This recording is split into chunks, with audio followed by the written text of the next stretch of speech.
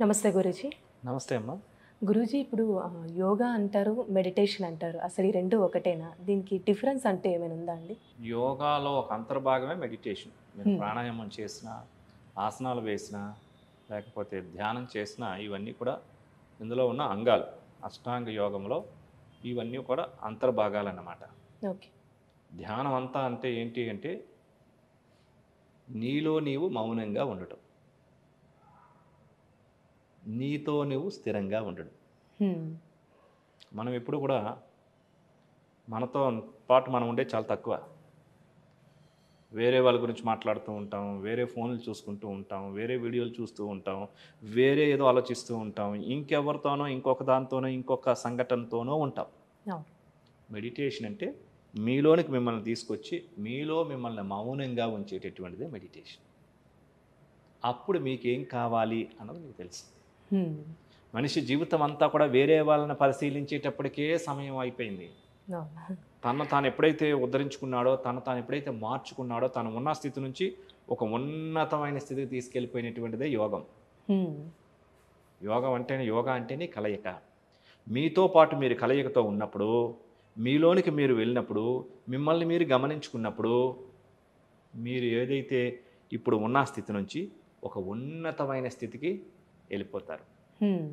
అప్పుడే యోగం పడుతుంది. ఆయనకి ఏం యోగం పట్టిందిరా అని అంటూ ఉంటాం. అది యోగా చేసిన వాళ్ళకే సాధ్యమవుతుంది. ఓకే. మిగతా వాళ్ళకు తనలో తాను ఉండడు.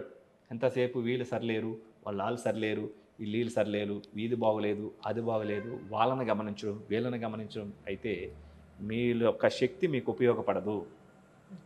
మీ టాలెంట్స్ మీకు తెలవదు. హ్మ్. అసలు మీకేం కావాలో కూడా మీకు తెలవదు. సో మీకేం కావాలో తెలవలేనప్పుడు మీకేం చేయాలో తెలవదు. మీకేం చేయాలో తెలవలేనప్పుడు ఎలా చేయాలో ఇంకేం తెలవదు. కాదు. ఎలా చేయాలో తెలవలేనప్పుడు ఎప్పుడు చేయాలో తెలవదు. హ్మ్. ఎప్పుడు చేయాలో తెలవలేనప్పుడు ఇప్పుడు ఏం చేయాలో తెలవదు. ఓకే. ఇప్పుడు ఏం చేయాలో తెలవలేనప్పుడు అవసరమైన దానికన్నా అనవసరమైనవి ఎక్కువ చేస్తుంటారు. మనం ఆడే మాటల్ని, మన ఆలోచనల్ని, డబ్బులు ఖర్చు పెట్టేది, సమయాన్ని ఖర్చు పెట్టేది మీరు గమనించండి. మీకోసం కన్నా ఇతరులకు సంబంధించిన విషయంగా ఎక్కువ ఆలోచనలు ఎక్కువ ఉంటాయి. హ్మ్. మాటలు ఎక్కువగా ఉంటాయి. సమయం ఎక్కువగా వాళ్ళకి ఖర్చు పెడుతూ ఉంటాం. ఎందుకో అవును. తెలుసా? అసలు నీకేం కావాలో నీకు తెలిస్తే, నీకేం చేయాలో నీకు తెలుస్తుంది. నీవేం చేయాలో తెలిస్తే ఎలా చేయాలో తెలుస్తుంది. హ్మ్. ఎలా చేయాలో తెలిస్తే ఎప్పుడు చేయాలో తెలుస్తుంది. ఎప్పుడు చేయాలో తెలిస్తే ఇప్పుడేం చేయాలో తెలుస్తుంది. తెలుస్తుంది. ఇప్పుడు ఏం చేయాలో తెలిస్తే మీకేం కావాలో ముందు తెలుసుకొని దానికి అవసరమైనవి చేయండి. దాన్ని మీరేదో సాధించగలుగుతారు. మీరు దాన్ని సాధించడానికి కొన్ని ప్రత్యేకమైనటువంటి నిబంధనలు, నియమాలు మీరు పెట్టుకుంటారు. నియమాలు, నిబంధనలు పెట్టుకున్నప్పుడు ఈ నియమాలు, నిబంధనలు ఏం చెప్తాయంటే అవసరమైనవి ఏం చేయాలి, అనవసరమైనవి ఏం చేయకూడదు. అక్కడే మీరు కట్ చేసేస్తారు. ఈ సమయం ఉదాహరణకు ఒక ఇప్పుడు సివిల్స్‌లో ది బెస్ట్ ర్యాంక్ తెచ్చుకున్న పర్సన్‌ని పోయి అడగండి. హ్మ్. అతను సుమారుగా 20 గంటలు మమేకమైపోయాడు ఆ నాలెడ్జ్‌తో పాటు. మెడిటేషన్‌లో ఉన్నాడాయన. అకుంఠితమైన సాధన చేశాడు. కాబట్టి ఆ సివిల్స్‌లో ఆ బెస్ట్ ర్యాంక్ తెచ్చుకోగలిగాడు. హ్మ్. ఇంకొక అతను కూడా కలలు కన్నాడు. కానీ 3 గంటలు కూడా పట్టిన పార్టిసిపేట్ చేసింది లేదు. కాబట్టి మీకు కావాల్సిన దాని గురించి కలల కంటే సరిపోదు. దాన్ని ఆచరణ, 100% పార్టిసిపేషన్, ఉండాలి. రెస్పాన్సిబిలిటీ, కొన్ని నియమాలు పాటించడం, దాన్ని నీ బాధ్యతగా స్వీకరించడం, దాన్ని ఆనందంగా చేయడం, దాన్ని అహంకారం లేకుండా చేయడం, ఒక సరైనటువంటి దృక్పథంతో చేసినట్లయితే మీరు ఈ భూమి మీద ఏమనుకుంటే దాన్ని సాధించొచ్చు. హ్మ్. అప్పుడు మీలో ఉన్న భయము, బద్ధకము, అవన్నీ లేజీనెస్సు, ఉండవు. ఇతరుల్లో నెగెటివ్ చూసేదన్నీ పక్కకెళ్ళిపోతాయి. ఎందుకంటే మీ కాన్సంట్రేషను మీకేం కావాలన్న దానిపైన ఉంది. హ్మ్. మీకు లైఫ్‌లో ఒక విజన్ ఉంది. నాకు ఇది కావాలి, నేను దీన్ని చేరుకోవాలి, నేను దీన్ని సాధించాలి అన్నప్పుడు ఇప్పుడు ఒక సివిల్స్ ర్యాంక్‌లో వచ్చినటువంటి పేపర్‌లో వచ్చినటువంటి ఒక విద్యార్థి, ఒక పర్సను పక్క వాళ్ళ గురించి మీటింగ్ పెట్టడానికి ఆయన టైం ఎక్కడుంటుంది? అవును. చెప్పండి. అసలు టైం అతనికే సరిపోవట్లేదు. పడుకోవడానికే టైం సరిపోవట్లేదు. తినడానికే టైం సరిపోవట్లేదు. ఎందుకంటే దాన్ని ఒక తపస్సులాగా చేస్తున్నాడు. తపస్సు అంటే ఒక సంకల్పంతో దాన్ని మమేకమైపోవడం, కలిసిపోవడం. హ్మ్.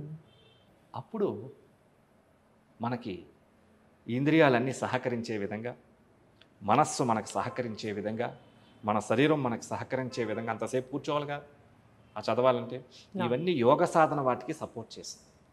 యోగా అంటే మీకు కావలసిన దాంతో పాటు కలయిక. మీ ప్రశాంతతతో పాటు కలయిక, మీ సక్సెస్తో పాటు కలయిక, మీ ఆనందంతో పాటు కలయిక, మీ ధైర్యంతో పాటు కలయిక, మీ ఆరోగ్యంతో పాటు కలయిక, మీ విల్ పవర్తో పాటు కలయిక, కావలసిన దాంతో పాటు కలయికే యోగం. అది మెడిటేషన్ ద్వారానే సాధ్యమవుతుంది. మెడిటేషన్ ఏం చేస్తుందంటే మీలోనికి మిమ్మల్ని తీసుకెళ్తుంది. మీలోనికి మిమ్మల్ని తీసుకెళ్ళినప్పుడు మీ సామర్థ్యం ఏంటి, మీ యొక్క శక్తి సామర్థ్యాలు, మీ టాలెంట్స్ ఏంటి మీకు తెలుస్తూ ఉంటాయి. మీరు బయట ఎదిగినంతకాలం కూడా ఆ సామర్థ్యాలను తెలుసుకోలేరు. కాబట్టి ఎవరైతే మెడిటేషన్ చేస్తారో వాళ్ళ అంతర్గత శక్తులు వాళ్ళకి మేల్కొంటాయి. వాళ్ళు ఒక రకమైనటువంటి అపారమైన ఆత్మవిశ్వాసం, ఆత్మస్థైర్యం, ఆత్మశక్తి, యోగశక్తి అనేటటువంటి మేల్కొనడం ద్వారా తాను ఒక ఉన్నతమైన దాన్ని సాధించగలుగుతూ ఉంటారు. కాబట్టి మీరు ఎవరైనా ఉన్నతమైన దాన్ని సాధించాలి అంటే వాళ్ళు యోగా చేస్తే వాళ్ళకి యోగం పడుతుంది. యోగం పట్టడం అంటే ఒక అద్భుతమైన దాంతో పాటు కలయిక సాధించడం.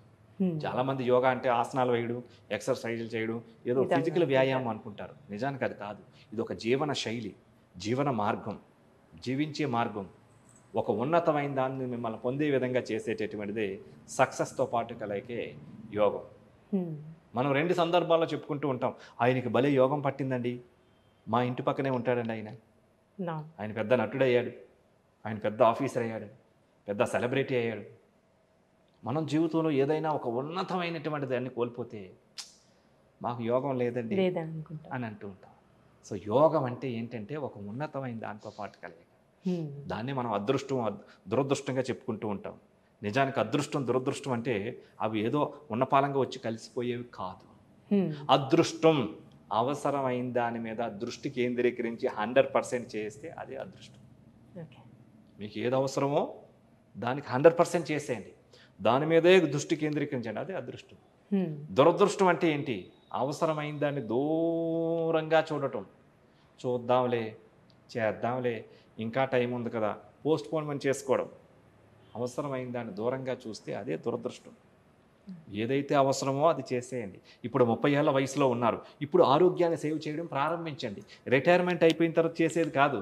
అప్పుడు మీ శరీరం మీకు సహకరించింది 60 ఏళ్ళ తర్వాత చేద్దామంటే. 30 ఏళ్ళ నుంచి ప్రతిరోజు 1 అవర్ సమయం కేటాయించి మనం ఈ పాలసీలు కడుతూ ఉంటాం, ఈ యొక్క డబ్బులు సేవింగ్, మనీ సేవింగ్స్ అని ఈ రకమైన రకరకాలు కడుతూ ఉంటాం కదా. కానీ అవన్నీ మనం ఆరోగ్యంగా ఉంటేనే. కాబట్టి యోగ సాధనకి, మెడిటేషన్ కార్యక్రమానికి ఒక 1 అవర్ సమయం పడుతుంది. ప్రతిరోజు 1 అవర్ సమయాన్ని మీకోసం మీరు కేటాయించుకోగలిగితే ఇది మీ యొక్క శక్తిని, మీ యొక్క ఆరోగ్యాన్ని ఆదా చేసి పెడుతూ ఉంటుందన్నమాట, మీ యొక్క ఆనందాన్ని. ఎందుకంటే ఎప్పటికప్పుడు స్ట్రెస్ లెవెల్స్ తీసేస్తూ ఉంటుంది, టాక్సిన్స్ పోతూ ఉంటాయి, బాడీలో ఎనర్జీ లెవెల్స్ పెరుగుతూ ఉంటాయి, స్ట్రెంగ్తనింగ్ పెరుగుతూ ఉంటుంది, ఫ్లెక్సిబిలిటీ పెరుగుతూ ఉంటుంది, ఉపయోగించుకున్న దానికన్నా స్టోరేజ్ శక్తి ఎక్కువగా ఉంటుంది యోగా చేయడం ద్వారా. సో కాబట్టి యోగా అనేటటువంటిది మీరు లైఫ్ టైం చేయగలిగేటటువంటిది. ఇప్పుడు ప్రధానమంత్రి మోడీ గారు ఉన్నారంటే ఈ వయసులోని కూడా ఆయన సూర్య నమస్కారాలు, అనేక రకమైన ఆసనాలు మనం చూస్తూ ఉన్నాం. కొంతమంది వీడియోస్ 70-80 ఏళ్ళ వయస్కులు కూడా కఠోరమైనటువంటి యోగ సాధకులు చేస్తూ ఉంటారు. ఎందుకు? వాళ్ళ శరీరానికి శిక్షణ ఇస్తూ వచ్చారు కాబట్టి. కొంతమంది 60 ఏళ్ళకి రిటైర్ అయిపోయిన తర్వాత వాళ్ళ కాళ్ళ నొప్పులు వచ్చేయడం, కీళ్ళు పట్టేయడం, ఇంకా రకరకాల బాడీ స్టిఫ్ అయిపోవడం, అడుగు తీసి అడిగేవి లేకపోవడం, ఇవన్నీ ఎందుకు జరుగుతున్నాయి? ఏదో ఇంపార్టెంట్ అనుకొని ఈ పనులని, ఆ పనులని, పిల్లల పనులని, వ్యాపారం పనులని వాటి మీద నిమగ్నం అయిపోయారు. కానీ ఆ పనులన్నీ చేయాలంటే మీ శరీరం సహకరించాలా, మీరు బాగుండాలా అనేటటువంటి దాన్ని వాళ్ళు గుర్తించకపోవడం ద్వారా అప్పటికే వాళ్ళు చేయి దాటిపోయింది.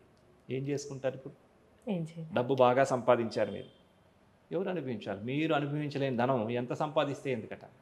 సముద్ర నీరుతో సమానం. సముద్రం నీరు చూడడానికే ఉపయోగపడుతుంది, తాగడానికి ఉపయోగపడదు. అలాగే నీ సంపదలు, నీ ధనము, నీ ఐశ్వర్యం ఇవన్నీ కూడా నీవు అనుభవించే విధంగా ఉండేటట్టు చేసేటటువంటిది యోగా. నిజమైన సెలబ్రేషన్ ఆఫ్టర్ 60 ఇయర్స్ తర్వాత జరగాలి. చాలామంది రిటైర్మెంట్ తర్వాత అంతా అయిపోయిందని అనుకుంటారు. యోగా చేస్తే యవ్వన శక్తితో ఉంటారు. 80 ఏళ్ళ దాకా యవ్వన శక్తితో ఉండొచ్చు. ఎందుకంటే కష్టపడ్డారు, పిల్లలు, వాళ్ళకి పెళ్ళిళ్ళు అయిన తర్వాత వాళ్ళకి పిల్లలు, కాస్త ఫైనాన్షియల్ స్టేటస్ పెరిగింది, కుటుంబం పెరిగింది, పిల్లలు పరిగెత్తే పిల్లలు, వీళ్ళందరూ ఉన్నారు. ఇప్పుడు మీరు వాళ్ళతో ఆడుకొని, వాళ్ళతో దేశ విదేశాలు చక్కగా తిరిగి వస్తూ, రకరకాలైన ప్రాంతాలకు వెళ్తూ ఆనందంగా గడిపే ఉండేటటువంటి స్థితి, అద్భుతమైన స్థితి 60 ఇయర్స్ తర్వాతే వస్తుంది. ముందు నుంచి బాధ్యతను పట్టించుకోకుండా 60 ఇయర్కి రోగాల పాలు అయిపోయినప్పుడు మంచాన్ని పడిపోవడం తప్పితే ఎందుకు ఏది ఉపయోగపడదు. కాబట్టి అందరూ కూడా ముందు నుంచి కూడా ప్రతిరోజు ఒక 1 అవర్ సమయం మెడిటేషను, యోగా చేస్తే ఏమవుతుందంటే మీరు ఇన్నర్ స్ట్రెంగ్త్ పవర్స్ అనేటటువంటి మేల్కొని ఇన్నర్ హెల్త్ అనేవి మేల్కొల్పి మీకు నిత్య ఆరోగ్యవంతంగా ఆనందంగా శక్తివంతంగా ఉండడంతో పాటుగా మీ ధనంతో పాటుగా మీ ఆరోగ్యాన్ని కూడా పెంచుకున్నట్లయితే ఈ రెండింటిని సమపాలల్లో కలిపితేనే మనకి ఆనందకరమైన జీవితం ఆరోగ్యకరమైన జీవితం ఆహ్లాదకరమైన జీవితం అన్నది ఏర్పడుతూ ఉంటుంది. కాబట్టి అందరూ కూడా మెడిటేషన్ చేయండి, ప్రతిరోజు యోగా చేయండి. ఈ శరీరం అంతా కూడా ఫ్లెక్సిబుల్గా ఉండి చక్కగా యవ్వన శక్తితో ఉంటుంది. Thank you so much. Thank you.